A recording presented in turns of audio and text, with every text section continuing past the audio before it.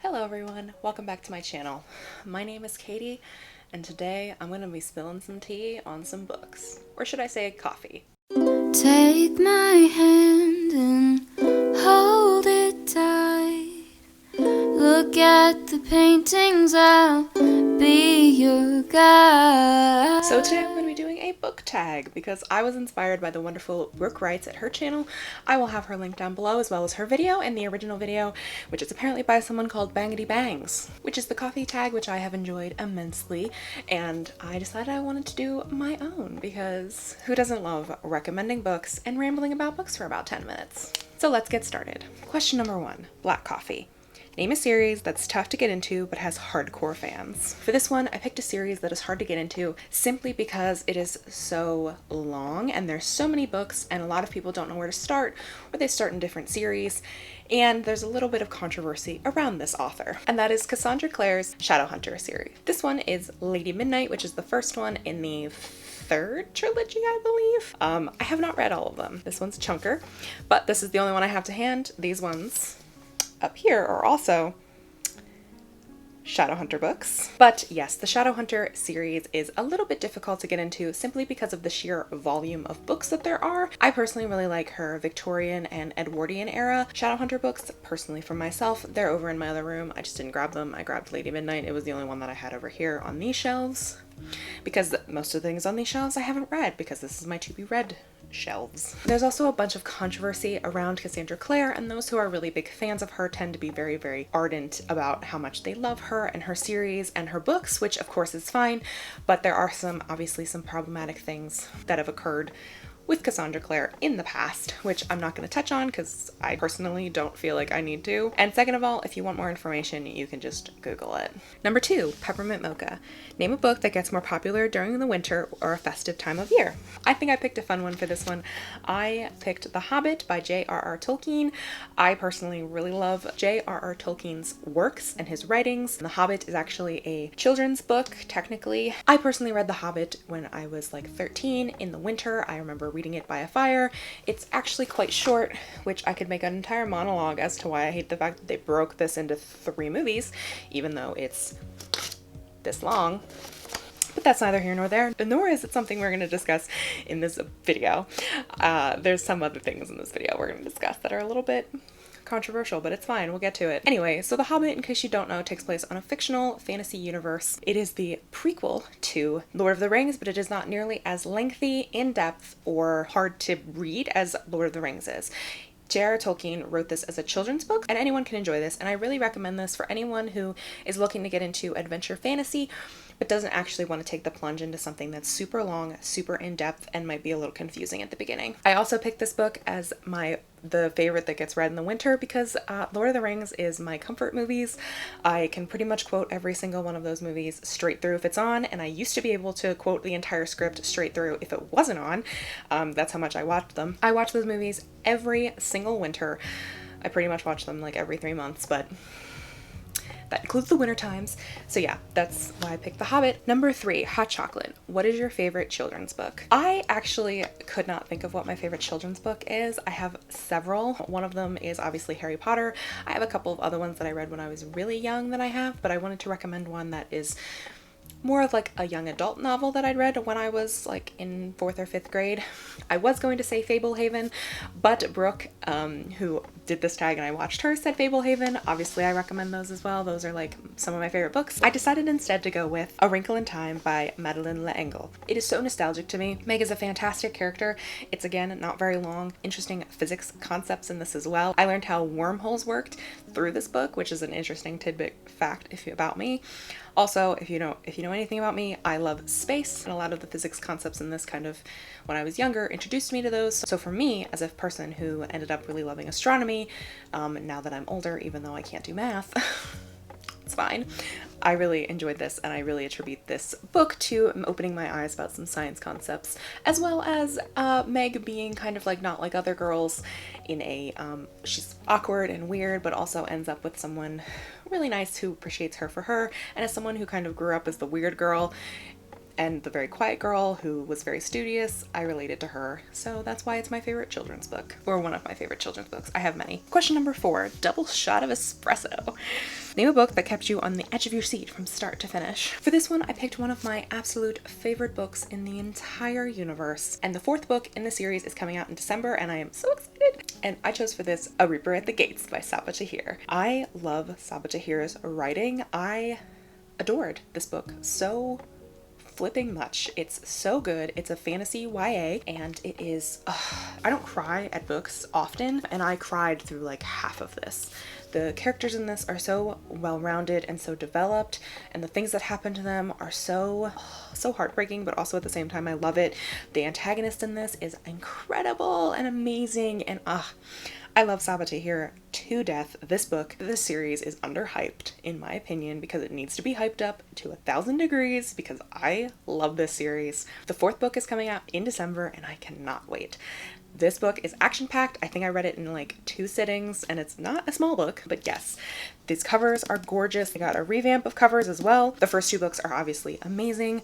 There's 3 point of view characters, and all of them are super distinct, despite the fact that she writes them in first person present tense. So I think it's a really fantastic book, and I really recommend it. Starbucks. Name a book you've seen everywhere. And what I'm going to say is Game of Thrones by George R.R. Martin. Now, I may be a little bit late to the whole you see this everywhere. There's children outside. I'm sorry if you can hear them, but they're having fun because it's still warm here. Game of Thrones is a really hyped up series. I personally really like the book.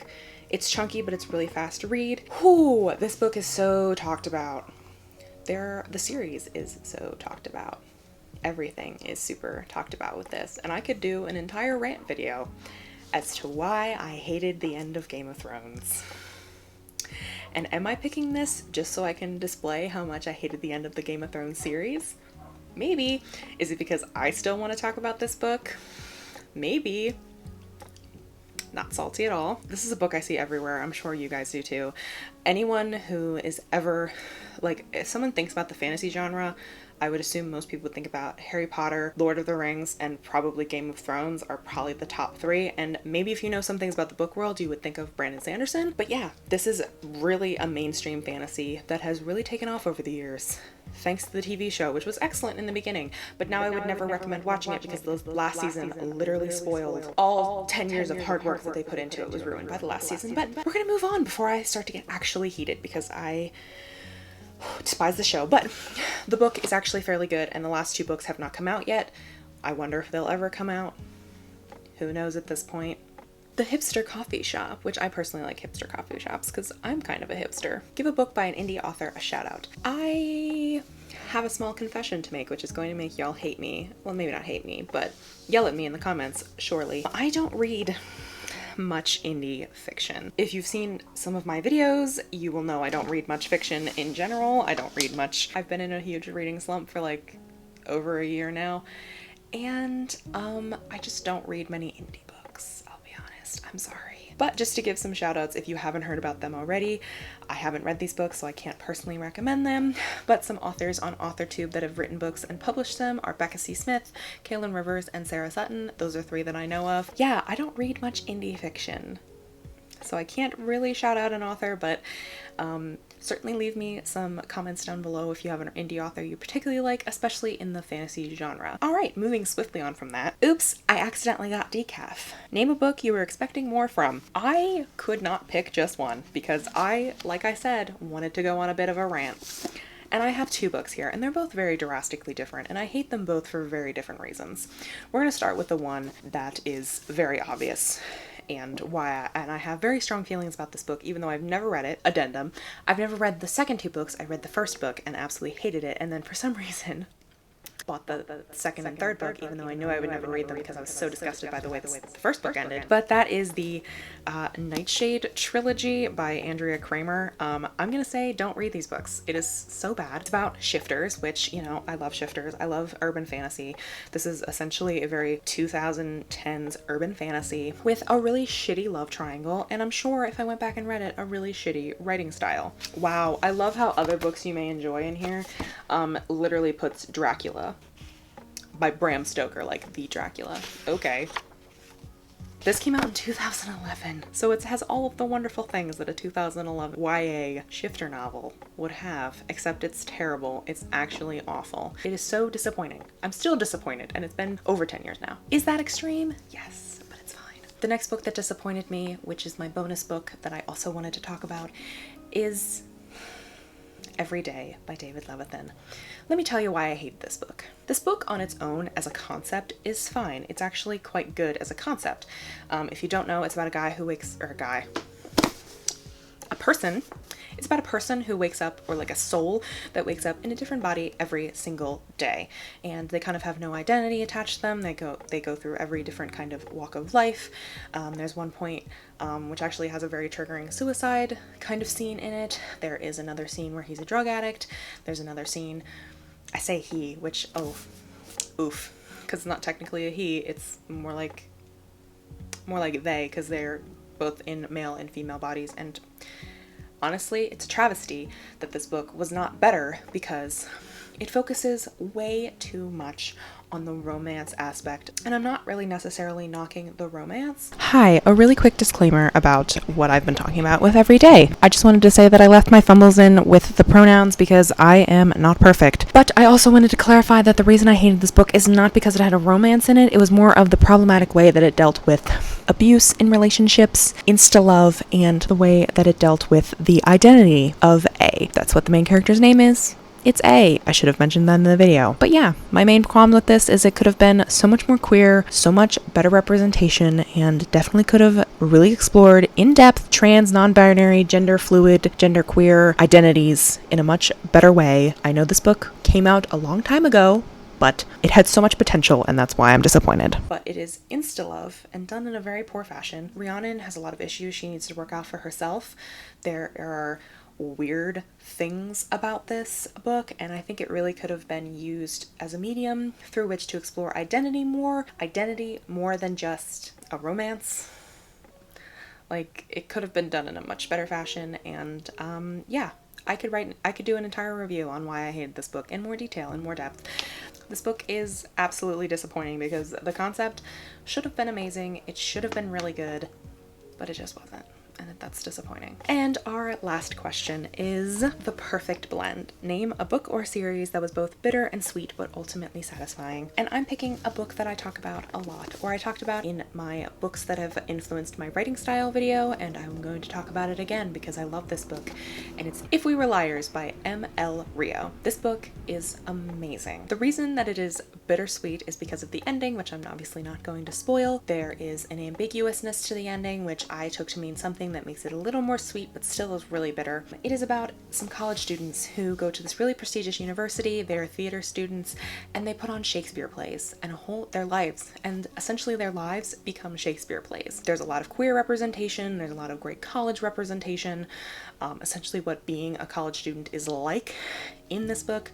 It's really dark and gothic and literary, while also being so grounded in such a real world, and just feels so good to read. It is heartbreaking. I sobbed at the end, but again, I love this book. Flawless, 10 out of 10, would recommend to every single human being, especially if you like Shakespeare or Gothic literature. If you are a theater person, you will enjoy this. If you're a literature person, you'll enjoy this. If you enjoy murder mysteries, you'll enjoy it. It's pretty much a perfect blend for everyone, in my opinion. So yeah, those are all my books that I have to recommend to you today in the coffee book tag. I love coffee. I should have had a coffee with me for this entire book tag. Make sure to leave me a comment down below and let me know what some of your favorite books are. Make sure if you do this tag to tag me in it so I can see it, or send me a DM on Instagram with the link, or leave the link down below if you do it, because I'd love to see it. I love watching tag videos. They're so much fun. So yeah, that's going to be all for me today. I hope you guys have a wonderful day wherever you are, whenever you are, and I will see you in my next video. Bye! Are